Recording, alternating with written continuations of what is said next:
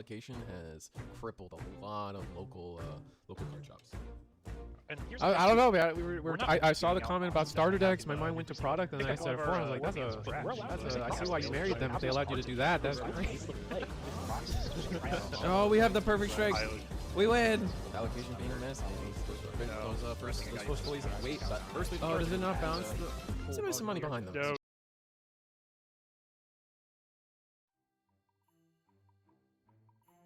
And good evening, good morning, folks. Thank you so much for bearing through that intro. I know it's a little cheesy, but I always have fun making little unique bits of content for y'all. And I just want to say again, just from the mouth, thank you so much for everyone who supported me during Season 1 of my Gundam Webcam Locals. If you guys don't know, I run these Webcam Locals every single week here at the Eagle's Nest on Limitless. So if you ever go to play.limitless, you'll find the Gundam TCG. I'm one of the organizers on here. And we had our entire Season 1 of Gundam last for 11 weeks total. And for anyone who doesn't know or is first time here, this is a 11-week long tournament series where we grab the players' best 5 placements to earn a score to go on basically the leaderboard. It's like, for example, here, Levi, he got a total of 69 points, took his best 5 finishes, and the other finishes after that did not count. The idea is we want to be as fair as possible for people who join a little later in the season. It also gives you a reason where you don't have to play every single week, but incentivizes you to play more so you can improve your score. But we took the top 8 players from this ladder, and we had a finals tournament here at the Eagle's Nest that we just concluded last week on Wednesday. So if you go here to our Season 1 finals, you'll see our top 8 players. And just real quick glance from the metagame. Blue-White Control took the majority of our tournament here. And within that, the only 2 decks that were not Blue-White Control was a Red-Green Zeon Aggro, and then a Blue-Green Operation Meteor, kind of a mid-rangey deck. The goal of this deck was to snipe the Blue-White mid-range, or the Blue-White Control decks. Sadly, they rouletted into the one deck that was not Blue-White Control. So that's where they stand there. But I do have our top 4 decks for tonight. But before I show off our decks, I just want to do a quick round of advertising. If you guys don't know, Season 2 is starting this Wednesday. So when you see this video go live tomorrow morning, signups will be live for locals. And in addition to that, we are doing a big tournament. We are doing a GDO1 basically proxy tournament on July 19th. It is Win a Beta Alt Art. I am guaranteeing a top 8 prizing payout regardless of the number of people that participate, but the more people that participate, the more beta alt arts I add to the prize pool. I have enough to do top 4 getting a beta alt art if we hit the 80 player count.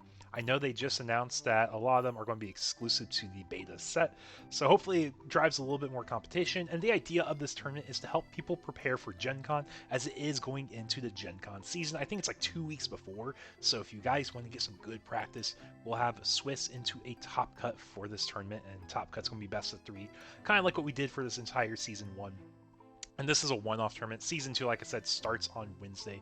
If you guys don't know, you can find details in the Limitless description. We already have 8 people signed up, and we are giving away booster packs from GDO1. I am guaranteed a case of product for these webcam locals. It has been backed by an LGS. So if you guys are wanting to get practice, you want to get some games, you want to have fun, you want to play in a competitive environment, learn how people are playing the game, definitely check us out. We have a stream every single week on Risu's channel. But let's go ahead and get to our top 4 decks from our Season 1 Circuit Finals. So first, starting us off, Blue-White Control Taidana did take it all, and I want to go over these decks. Obviously, there's a similar core you'll see. 3 of these top 4 were Blue-White Control, so I'm not going to go over those cards super in depth that you'll see staple, but I'll at least touch on it here at the very beginning. So first, for anyone who doesn't know, Blue-White Control is focused around your Ailstrike Gundam and Kira Yamato as your basically star of the shows, paired with Archangel. Basically, when you have Ailstrike, you pair it with any pilot, level 4 or higher, you get a bounce when your opponent's units. I believe it's 5 or less HP, or sorry, 4 or less HP for Ailstrike. And when you have Kira, you're able to do really efficient trades, really strong math. You hit some key numbers with this deck, and Kira's attacking effect to reduce your opponent's unit by 2 AP really helps the survivability of a lot of your units.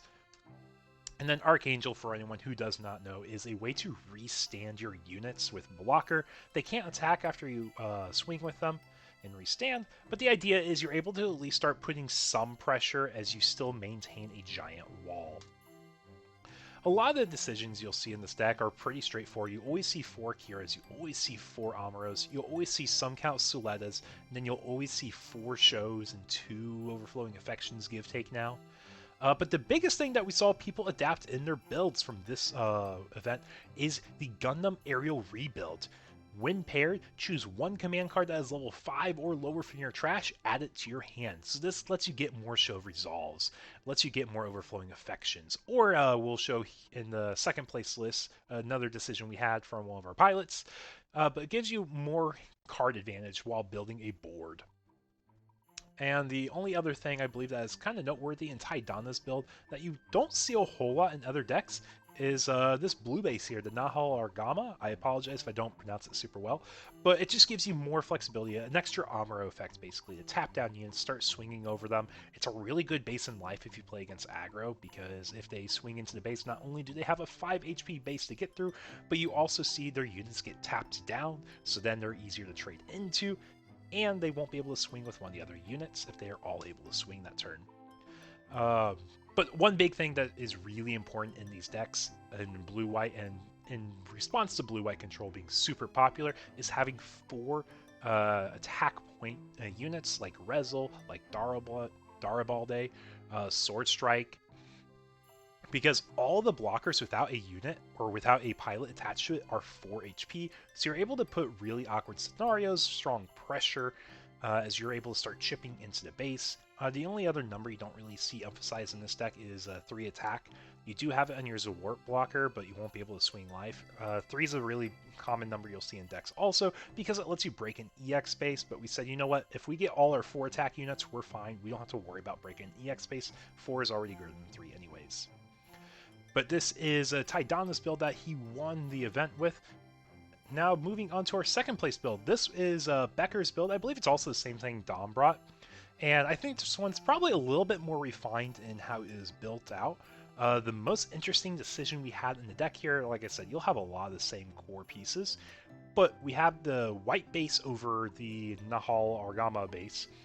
This is a card that I thought originally on paper was always going to weigh you one the blue-white mirrors because you can generate tokens, but we did see Becker actually win a game by generating basically tokens like 2 or 3 turns in a row, which is like drawing a unit out of thin air. It gives you so much card advantage. It lets you keep swinging, and you're not really losing anything out of your hand when you do this.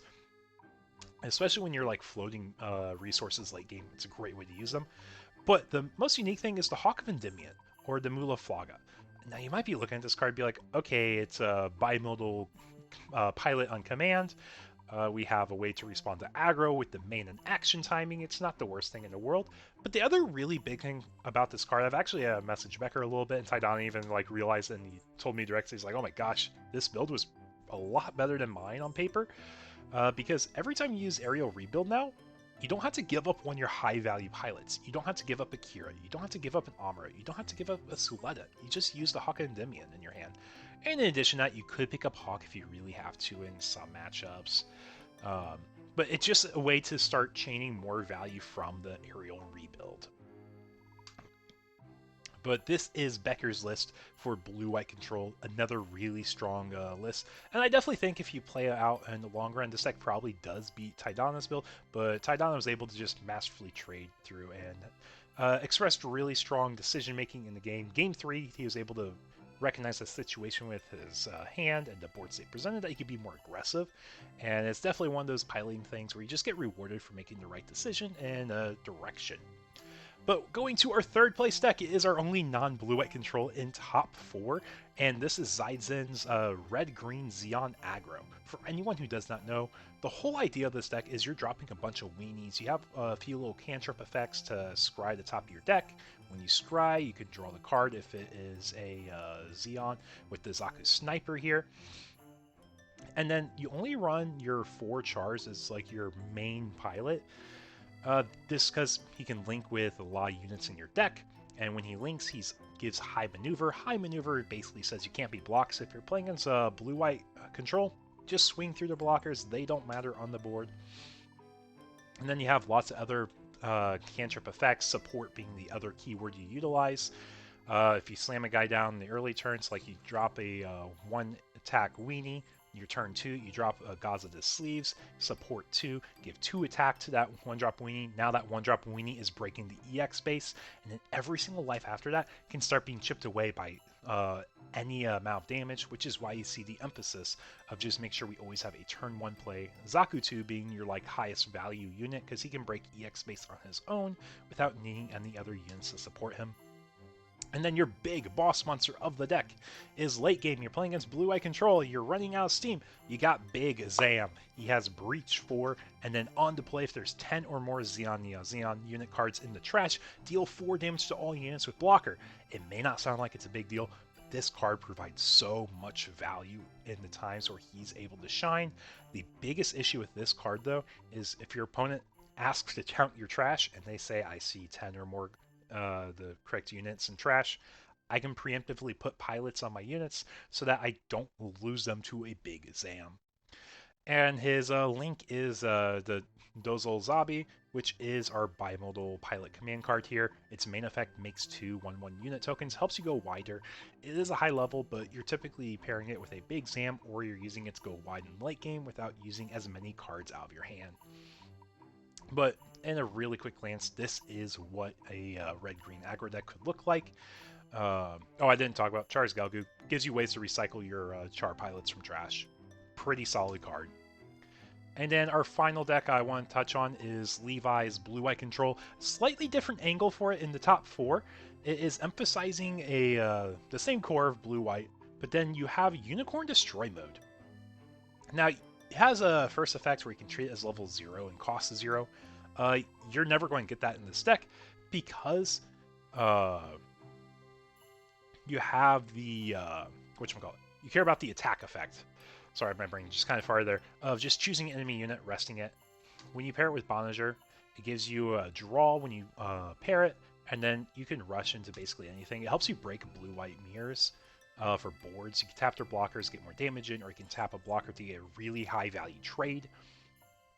The other thing I believe that you might see as important is if you play against blue-green mid-range, you do have a way to take down a, Wing Gundam that's paired with Hero Yui because it does hit 7 attack. But that's everything I've noticed from a glance. If you guys have any of your thoughts, feel free to leave them in the comments down below. Thank you so much for watching this content. I really do hope to see you guys for Season 2 of my webcam local series. That being said, take care and have a nice one, y'all.